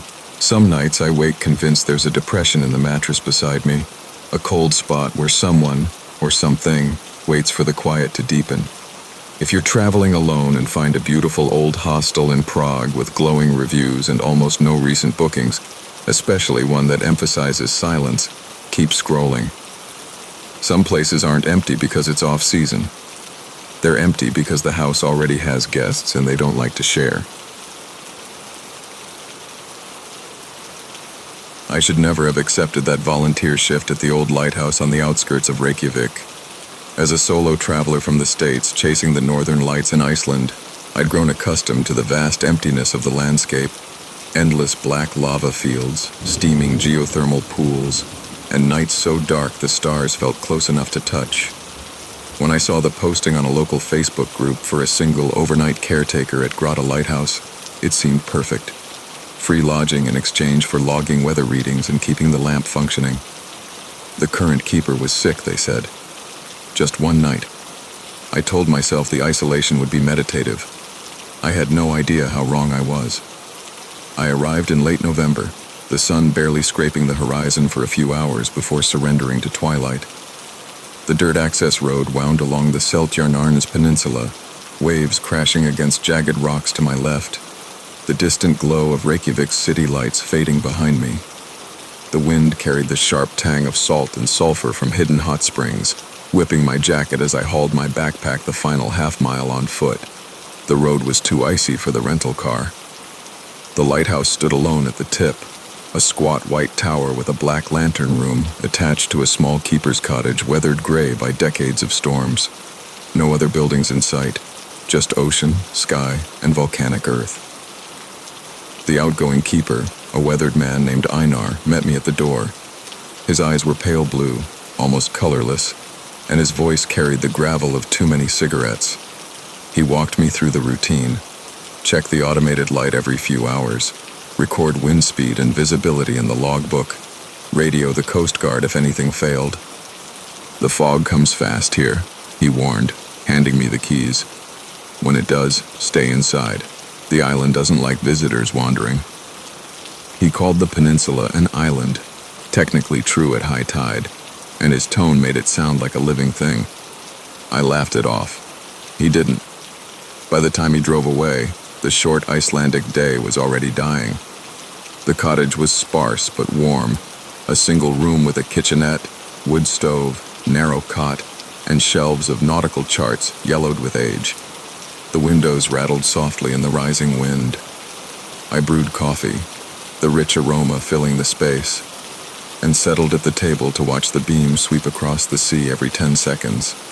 Steady, reliable, a comforting rhythm. Outside, the temperature plummeted, frost feathering the glass. I logged the first reading at 6 p.m. Wind moderate, visibility clear, sea state rough. The northern lights even made a faint appearance, green ribbons shimmering low on the horizon. By 9, the weather shifted. The wind strengthened to a constant moan around the eaves, and a thick fog bank rolled in from the North Atlantic faster than I thought possible. One moment, the beam cut cleanly through the night. The next, it diffused into a hazy glow, swallowed by swirling gray. Visibility dropped to yards. The cottage felt suddenly smaller, the walls pressing closer as moisture beaded on the inside of the windows. I stepped outside briefly to gauge it. Cold, wet air enveloped me instantly, tasting of brine and something mineral, almost metallic. The ground disappeared a few feet beyond the doorstep. I retreated quickly, locking the door behind me. Inside, the isolation settled in layers. No cell signal this far out, only the VHF radio for emergencies. The wood stove crackled, throwing orange light across the room, but shadows pooled in the corners. I tried reading, then listening to music on my phone, but the battery was draining faster than it should in the cold. By midnight, the fog was absolute. The lighthouse beam barely penetrated 10 feet, creating a dome of pale light around the building, while everything beyond dissolved into nothingness. The sound of waves grew muffled, as though the ocean itself had been wrapped in cotton. That's when the quiet changed. It wasn't just absence of sound anymore. It felt deliberate, watchful. The wind still howled, but other noises beneath it began to emerge, not distinct, but suggestive. A slow dragging across the gravel outside, too measured for wind-blown debris. The faint shift of weight on the wooden porch, as if someone stood just beyond the door, testing the boards. I froze at the table, logbook open, pen in hand. The stove popped softly, but otherwise the cottage held its breath with me. I forced myself to move, checking the lock twice, then peering through the fogged window. Nothing visible, just swirling gray. Yet the sensation of being observed intensified, a prickling at the back of my neck. The air inside grew heavier, carrying a new scent. Wet wool and decay, like clothing dredged from the sea after months below. I added wood to the stove, needing the activity, the warmth. As the flames rose, shadows danced taller on the walls, stretching toward the ceiling in elongated shapes that almost resembled figures reaching upward. Around 2 a.m., I climbed the tower to check the lamp. The iron stairs spiraled tightly, cold under my palms. Halfway up, the dragging sound returned, directly below me now, following at the same deliberate pace. Each step I took echoed. Each echo was answered by another, slightly out of sync, as though someone mimicked my ascent from the shadows. I paused. The mimicry paused. I continued faster. It continued. At the lantern room, the automated light spun steadily, but condensation coated the glass, distorting the beam into fractured halos. Beyond, the fog pressed against the windows like a living thing, opaque and impenetrable. Back in the cottage, I radioed the Coast Guard for a routine check-in. Static answered. I tried again. Nothing but white noise. The isolation crystallized then. No light visible from Reykjavik. No passing ships. No connection to the world. Just me, the fog, and whatever moved within it. I sat at the table, staring at the logbook. The previous entries, in Einar's cramped handwriting, grew stranger the farther back I read. Fog thick, voices in wind. Figure on rocks at low tide. Do not open door after midnight. The last entry, 3 nights ago. It knows I'm leaving. The dragging resumed outside, circling the cottage now. Slow, patient circuits. Occasionally it paused beneath a window, and the glass would fog in a perfect handprint from the outside, fingers splayed, though no warmth accompanied it. The prints appeared and faded in minutes, leaving only moisture streaks. The scent of wet decay strengthened, seeping under the door despite the tight seal. I piled every blanket on the cot, trying to sleep, but the sounds continued. Soft thuds against the walls, as if something tested for weakness. The slow scrape of fingernails along siding. Near dawn, the presence grew boldest. The door handle turned gently, once, twice, testing the lock with infinite care. The wood around the frame flexed inward slightly under pressure that never became violent, only insistent. I sat upright on the cot, clutching a flare gun from the emergency kit, heart hammering so loudly I feared it would hear. The turning stopped. Silence returned, deeper than before. Then, from the direction of the tower, came the faint rhythmic creak of the lantern room door opening and closing, though I had locked it behind me. The fog began to thin with the first gray light of morning. By 8 a.m., the wind shifted, and patches of visibility returned. The dragging sounds ceased. The handprints evaporated. When Einar arrived to relieve me, earlier than planned, he found me packed and waiting on the porch, flare gun still in hand. He didn't ask questions, just nodded as if he'd expected it. Driving back toward the city, I glanced in the side mirror. The lighthouse stood clear against the sky now, solitary and ordinary. But for a moment, just before the road curved, I thought I saw a figure on the rocks below, tall, draped in dark weed-like cloth, facing the sea. I flew out of Keflavik that afternoon.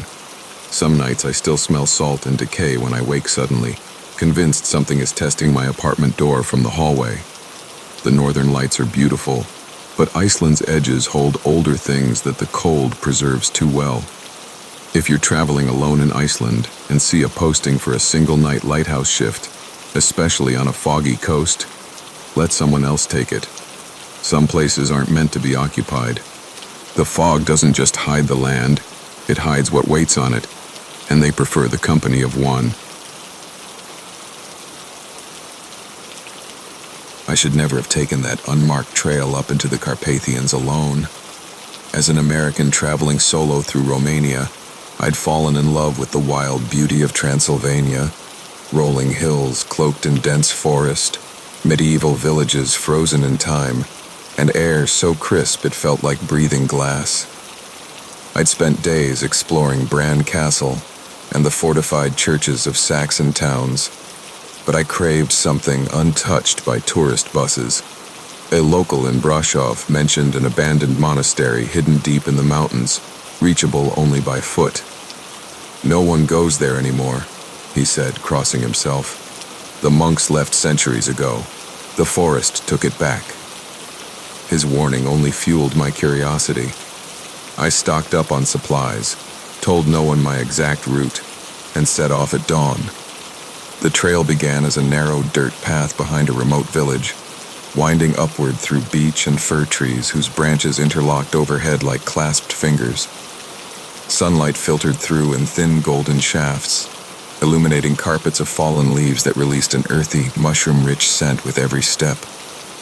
Birds called sporadically, their voices echoing strangely in the vast quiet. By midday, the path grew fainter, overgrown with ferns and thorny brambles that tugged at my jeans. My phone lost signal hours earlier, but the solitude felt invigorating. Pure, unbroken nature. As afternoon faded into a bruised purple dusk, the trees thinned, revealing a high meadow ringed by jagged peaks. In its center stood the monastery, crumbling stone walls overgrown with ivy, a collapsed bell tower leaning at a precarious angle, and a chapel whose roof had partially caved in, exposing blackened beams to the sky. The air here was colder, carrying the faint mineral smell of mountain springs and something older, damp stone, incense long faded, and a trace of beeswax. No birds sang. Even the wind seemed muted, as though the valley itself held its breath. I approached slowly, boots crunching on loose gravel that had once been a courtyard. Arched windows gaped empty, stained glass reduced to jagged remnants. The main gate hung open on rusted hinges, inviting entry. Inside, the cloister was a ruin of fallen columns and wild roses that had forced their way through cracked flagstones. I set up my small tent in the shelter of a still intact arcade, far enough from collapsing sections to feel safe. The stone retained the day's faint warmth, and I cooked a simple meal over my camp stove, the blue flame hissing softly in the stillness. Night fell abruptly in the mountains. Stars emerged sharp and numerous, the Milky Way a bright river overhead. I lay in my sleeping bag, listening to the forest settle, occasional rustles of small animals, the distant hoot of an owl. Sleep came slowly, lulled by the rhythmic drip of condensation from the arcade roof. Then, sometime past midnight, the temperature plummeted. My breath fogged inside the tent, and frost began to form on the nylon walls despite the mild autumn day. I woke fully to an unnatural silence. No insects, no wind, no owl. Only the slow, deliberate sound of footsteps on stone, measured, unhurried, circling the courtyard. Each footfall carried the faint scrape of worn leather on gravel, though the rhythm was too even, too patient for any living person. I lay rigid, flashlight in hand, but afraid to switch it on. The steps paused directly outside my tent. The air grew heavier, scented now with cold earth and old incense, as though a crypt had been opened nearby. The tent fabric dimpled slightly inward above my feet, a gentle pressure that lingered for seconds before releasing. I forced myself to breathe shallowly, counting heartbeats. After an eternity, the footsteps resumed, slower now, moving toward the chapel ruins. I waited another hour before daring to unzip the tent a few inches. Moonlight bathed the courtyard in silver, revealing nothing but empty arches and tangled roses. Yet the gravel bore fresh prints, bare feet, long and narrow, pressed deep as if carrying great weight. They formed a perfect circle around my tent before leading into the chapel's black doorway. Compelled by a mix of fear and stubborn curiosity, I pulled on my boots and followed at a distance, flashlight beam cutting a narrow path. The chapel interior was a cavern of shadows, moonlight slanting through the broken roof to illuminate a cracked stone altar. Dust motes hung motionless in the air. The footprints ended here, vanishing at the altar's base. I approached cautiously, the cold intensifying until my teeth chattered uncontrollably. The scent of incense grew overpowering, mixed now with something metallic, old blood dried into stone. On the altar lay a single object I hadn't noticed before, a small iron crucifix, blackened with age, its chain coiled like a sleeping snake. As my light touched it, the temperature plunged further, and the shadows in the corners thickened, pooling upward into tall, hooded shapes. They didn't advance quickly.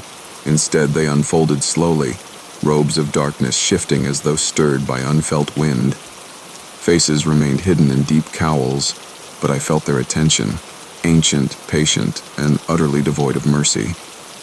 I backed away, beam trembling. The hooded figures mirrored my retreat, maintaining exact distance, their bare feet leaving no trace on the dusty floor. The air pressed against my chest, making each breath a labor. Behind me, more shapes gathered in the doorway, blocking escape.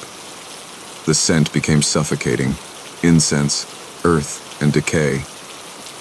A low vibration began in the stone beneath my boots, rising through my bones, like the toll of a distant bell felt rather than heard.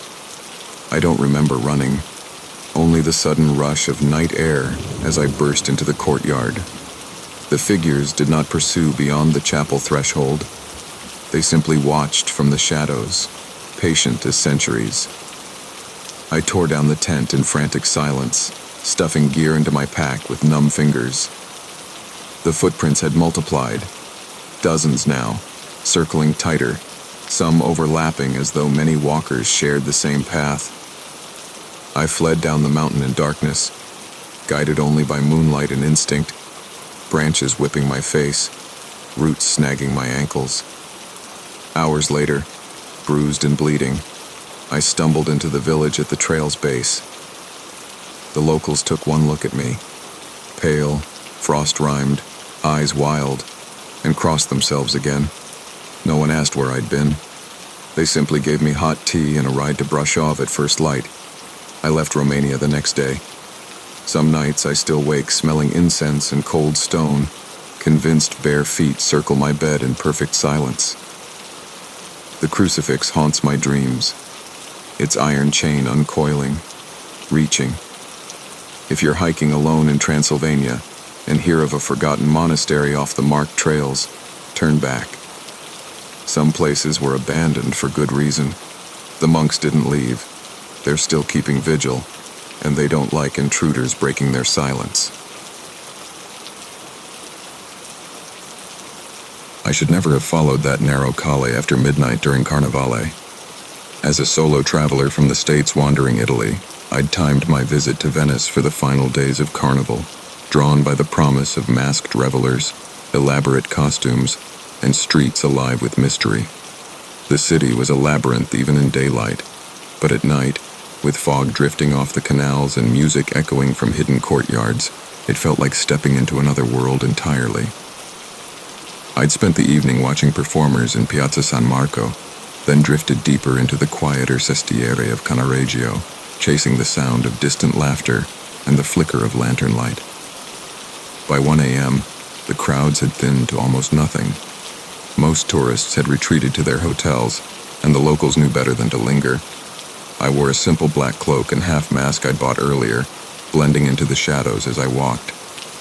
The air was damp and cold, carrying the perpetual scent of salt water, algae, and old stone. My footsteps echoed softly on the worn pavement, the only sound besides the gentle lap of water against foundations. I turned into a calle I didn't recognize, narrower than most, barely shoulder width, flanked by towering buildings whose upper floors leaned inward until they almost touched. The fog thickened as I progressed, swallowing the faint glow of street lamps until only a dim halo remained. The walls on either side were slick with moisture, centuries of high water leaving faint tide lines like scars. I should have turned back when the path showed no end in sight, but the corridor curved gently, always promising another opening just ahead. My phone's map was useless, signal lost somewhere near Fondamenta Nuove. The isolation settled slowly. No voices, no footsteps but mine, no glimpse of the sky overhead. After what felt like 10 minutes, the calle straightened into a perfect corridor, impossibly long and uniform. The same weathered brick on both sides, the same arched doorways sealed with rusted iron, the same faint green glow from algae in the cracks. No bridges, no side passages, no campiello to break the monotony. Just forward. My cloak grew heavy with mist, the mask clammy against my skin. The air tasted metallic, like coins held too long in the mouth. That's when I noticed the echoes were wrong. Each footstep returned a fraction too late, softer, as though someone walked a few paces behind me, matching my rhythm exactly. I stopped abruptly. The echo stopped a heartbeat later. I started again, varying my pace, quick, slow, irregular. The mimicry adjusted perfectly, never overtaking, never falling behind. The temperature dropped steadily, breath fogging in front of my mask. The scent shifted from canal water to something stagnant, like water trapped for centuries beneath the city. I turned to look back. The corridor stretched into fog, identical in both directions now, no memory of which way I'd come. The walls pressed closer, or perhaps the passage was narrowing imperceptibly. I walked faster, hand trailing along the brick for orientation. The surface was cold, slick, and occasionally interrupted by a sealed door whose handle refused to turn. Behind one, I pressed my ear to the wood and heard the faintest slosh of water, as though the building had sunk lower than it should. The footsteps behind me grew bolder. No longer content with mere echo, they added weight. Deliberate scuffs, the drag of fabric against stone. I spun around again. Nothing visible, yet the air displaced slightly, as if a cloaked figure had halted just beyond sight. My pulse hammered against the mask's edges. I removed it, needing to breathe freely, and tucked it into my pocket. The cold bit harder against bare skin. Minutes stretched into an hour, or so it felt. The corridor refused to end. No stars above, no water visible below, only the endless tunnel of brick and fog. The mimicking steps multiplied, 2 sets now, then 3, spaced evenly behind me. Ahead, the faintest outline began to form in the mist.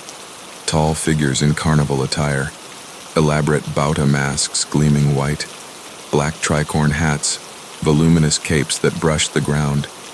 They didn't walk toward me. They simply waited, stationary, growing clearer with every step I took. I slowed, unwilling to close the distance. The figures remained perfectly still, yet their number increased. 10, 20, lining both walls like silent sentinels. Their masks had no eye holes I could see, only smooth porcelain reflecting the dim light. The air grew thick with the scent of old velvet and face powder, mixed with the underlying rot of the lagoon. The footsteps behind me ceased when I stopped, but the pressure of pursuit remained, a constant push at my back. I tried a door again, any door. One handle turned this time, the mechanism grinding with rust. The door opened inward to reveal not a building interior, but another stretch of the same corridor, branching perpendicular. I stepped through quickly, pulling it shut behind me. The footsteps did not follow immediately. Relief lasted seconds. Ahead, the new passage mirrored the old. Same brick, same fog, same distant figures waiting. Hours blurred. I walked until my legs trembled, until thirst clawed my throat. The figures never moved, yet with every turn I made, they were there, patient, endless, always the same distance away. Some held lanterns that cast no light. Others extended gloved hands in silent invitation. The mask in my pocket grew warm, as though absorbing the city's fever. Near collapse, I leaned against a wall, sliding down until I sat on the cold stone. The figures closed ranks subtly, forming a semicircle 20 feet ahead. Behind me, the footsteps resumed, closer now, unhurried. I closed my eyes, focusing on the sound of my own breathing. When I opened them again, dawn light was filtering from somewhere high above, pale and watery. The fog thinned just enough to reveal a sharp left turn I hadn't noticed before. I stumbled around it and found myself on a familiar bridge over a narrow canal. Morning gondola traffic moved below, early workers calling to each other in Venetian dialect. The corridor was gone, as though it had never existed. My phone buzzed with regained signal, 5 a.m. I'd been walking less than 4 hours, yet my body felt days older. I took the next Vaporetto to the train station and left Venice that morning. I still have the mask. Some nights I wake convinced I hear measured footsteps in the hallway outside my apartment, always the same distance behind, waiting for me to walk again. If you're alone in Venice during Carnevale and find a calle that seems to go on forever, especially one without water on either side, turn back immediately. Some passages don't lead to another piazza. They lead deeper into the city's memory, where the masked ones wait for new company. They never tire, and they never let you rest. I should never have stayed in the Medina after the call to sunset prayer echoed through the souks. As a solo traveler from the States exploring Morocco, I'd spent weeks losing myself in the chaos of Marrakesh, spices piled in vibrant pyramids, the constant chatter of haggling, the scent of mint tea and grilled meats thick in the air. The Jama Elfna Square pulsed with life every evening. Storytellers, musicians, snake charmers drawing crowds under strings of bare bulbs. But I wanted something quieter, more authentic. A local guide mentioned a lesser-known bazaar deeper in the old city, open only to those who knew the way. It closes early, he warned. When the muezzin calls Maghrib, the merchants lock up and leave. Stay too long, and the alleys remember you. I dismissed it as theatrical flair. By late afternoon, I'd wandered far from the main routes, following narrower and narrower passages lined with stalls of leather goods, brass lanterns, and intricate rugs. The crowds thinned gradually until I walked alone, the only sounds my footsteps on uneven stone and the occasional drip from a rooftop fountain. The air grew heavier with the aromas of cumin, rosewater, and aged cedar from nearby riads. Sunlight slanted low through latticework overhead, casting intricate shadows that shifted like living patterns. As the sun dipped behind the minarets, the call to prayer rose, haunting, layered voices overlapping from mosques near and far. One by one, the remaining shopkeepers pulled down metal shutters, the clatter echoing down the alleys. I quickened my pace, intending to find my way back to the square, but every turn led to another identical passage. Arched doorways, faded tiles, hanging lanterns now unlit. My phone's map spun uselessly. No signal, battery draining in the dry heat. The bazaar emptied completely. No voices, no footsteps, no distant music from the square. Only the settling dust and the faint rustle of wind through palm fronds high above. The temperature dropped sharply as twilight deepened, the stone walls radiating away the day's warmth. I passed stalls now shuttered tight, their wares hidden behind iron grates, yet the scents lingered. Saffron, argan oil, and something sweeter, almost cloying, like overripe figs left in the sun. That's when the silence changed. It became deliberate, as though the alleys themselves listened. My footsteps returned altered, softer, delayed, as if someone walked the same path a few seconds out of sync. I stopped beneath a lantern arch. The echo stopped. I started again, varying rhythm. The mimicry adjusted perfectly, never overtaking. Goosebumps rose despite my layers. The air carried a new note beneath the spices, dry earth and old cloth, like garments stored too long in sealed chests. I tried retracing my steps, marking turns mentally, but the passages reconfigured subtly. A left that should have led back became another long corridor of closed stalls. The walls pressed closer, or perhaps the alleys narrowed in the cooling night. Lanterns that had been dark now glowed faintly from within shuttered shops, warm amber light seeping through slats, though no one had lit them. Shadows moved behind the grates, tall, indistinct figures arranging goods that weren't there moments before. The mimicking footsteps multiplied. 2 sets, then 3, spaced evenly behind me. Ahead, the first merchant appeared, not walking toward me, simply standing in the middle of the passage, robed in traditional jellaba, face wrapped in an indigo turban that shadowed his eyes. He held a brass scale, weighing nothing, the pans balancing perfectly still. As I approached, he didn't move, didn't speak, only watched. I veered around him, pulse rising. The air around him was colder, scented with myrrh and something metallic. More merchants materialized with every turn, silent, stationary, lining the alleys like statues. One polished a lantern that reflected no light. Another arranged bolts of silk that shifted colors subtly in the dimness. Their faces remained half-hidden, but their attention was absolute, tracking my passage without turning heads. The footsteps behind grew closer, patient but persistent, the drag of long robes on stone joining the rhythm. I walked faster, almost jogging, but the bazaar stretched endlessly. No exit arch, no glimpse of the square's lights, no sound of evening crowds. The scents intensified, spices now overpowering, cloying, mixed with the dry dust of tombs. My throat tightened with thirst, yet every fountain I passed ran dry, basins cracked and empty. The merchants increased in number, filling side passages, forming silent rows that funneled me deeper. Near exhaustion, I ducked into a narrow courtyard, hoping for respite. A small mosaic fountain stood at its center, water trickling faintly. Miraculously, I knelt to drink, cupping hands to my mouth. The water tasted of minerals and something bitter beneath. As I straightened, the courtyard walls were lined with merchants, closer now, forming a perfect circle. Their scales, lanterns, and silks lay abandoned at their feet. Hands emerged from robes, long, thin fingers extended in silent invitation. The footsteps entered the courtyard behind me, unhurried. I spun to face an empty archway, yet the pressure of presence was undeniable. The air thickened until breathing felt labored. The merchants began to close ranks slowly, one synchronized step at a time, robes whispering against stone.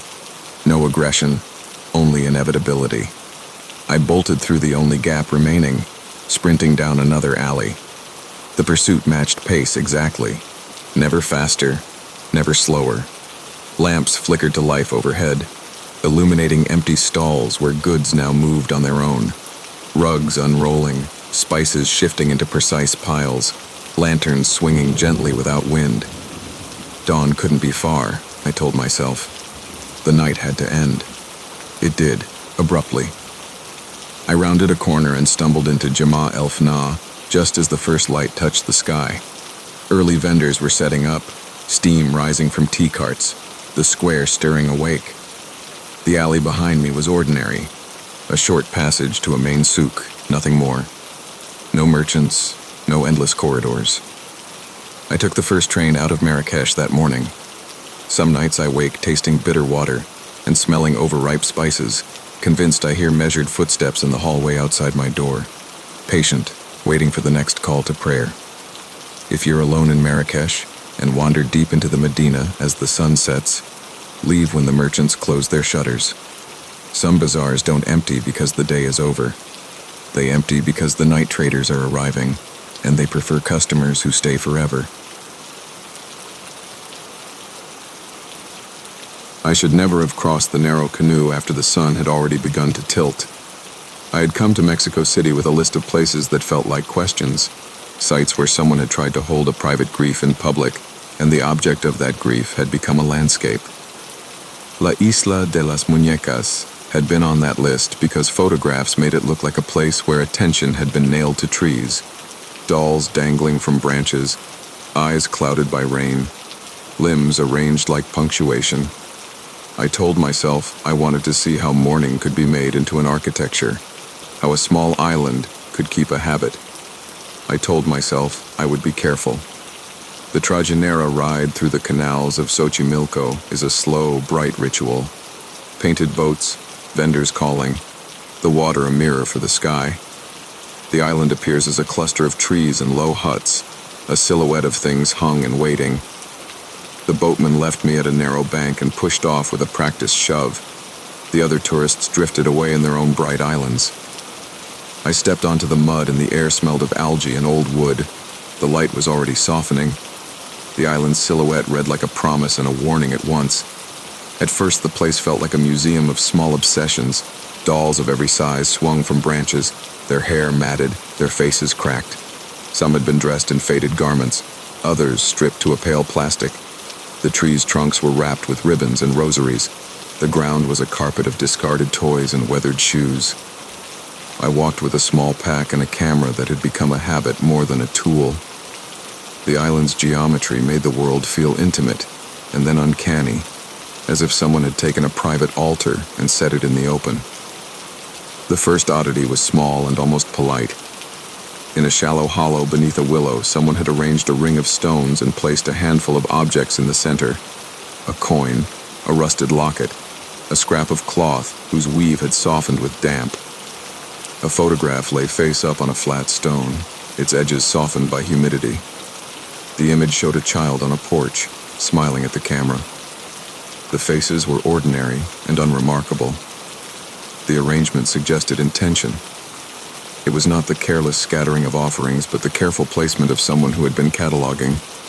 I should have left then. The sensible part of me cataloged reasons to go. The boatman's schedule, the way the canals can close with evening, the small, insistent feeling that the island had a patience that was not friendly.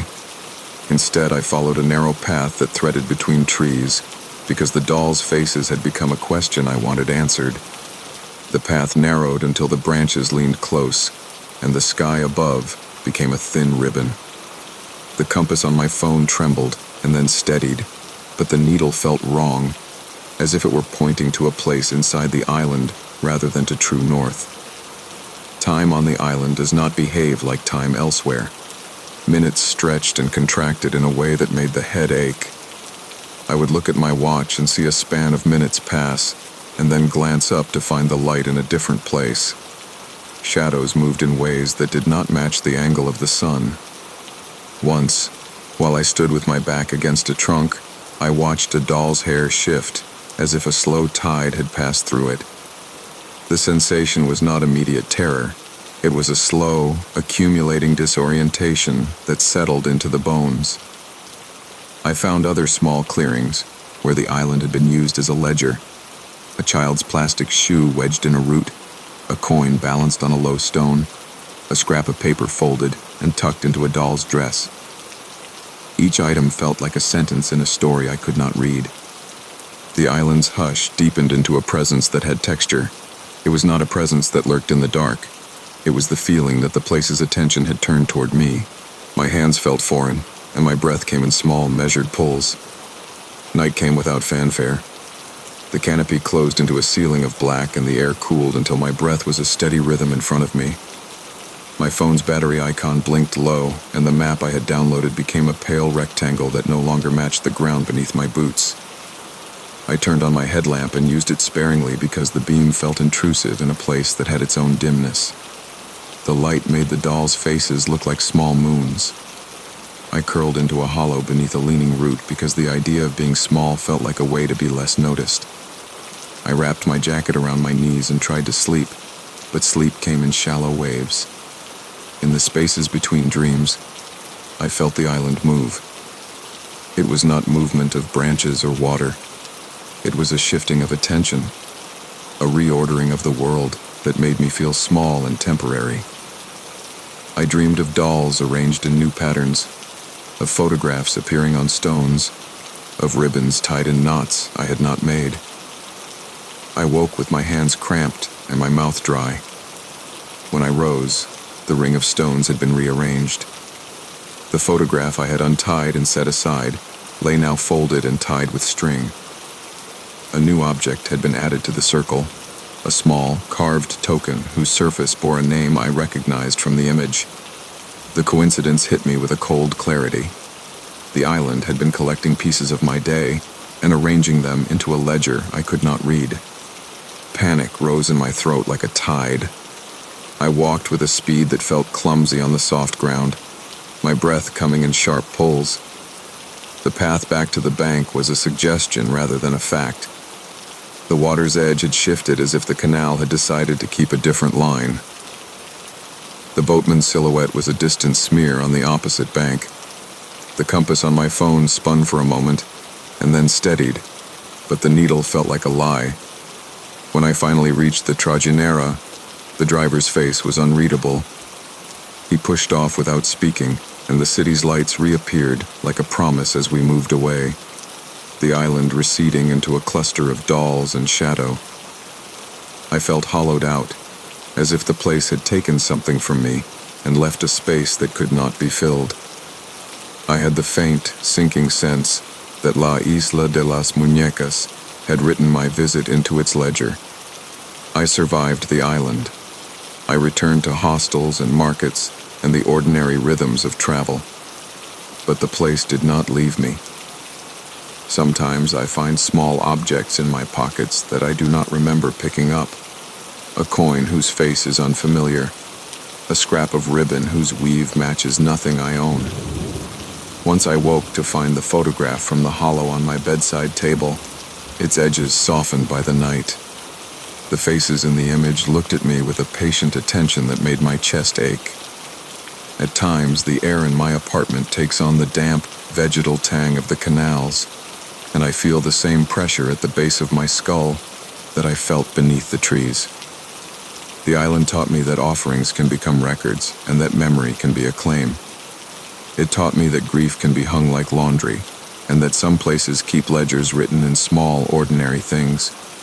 If you ever find yourself drawn to a place where dolls hang like fruit, leave before the light fails. Do not take what the island keeps for itself. Some trees keep names, and some of those names are written when strangers pass through. Consider this a warning. Do not cross a bank thinking you will return unchanged. The water will notice, and it will remember your name.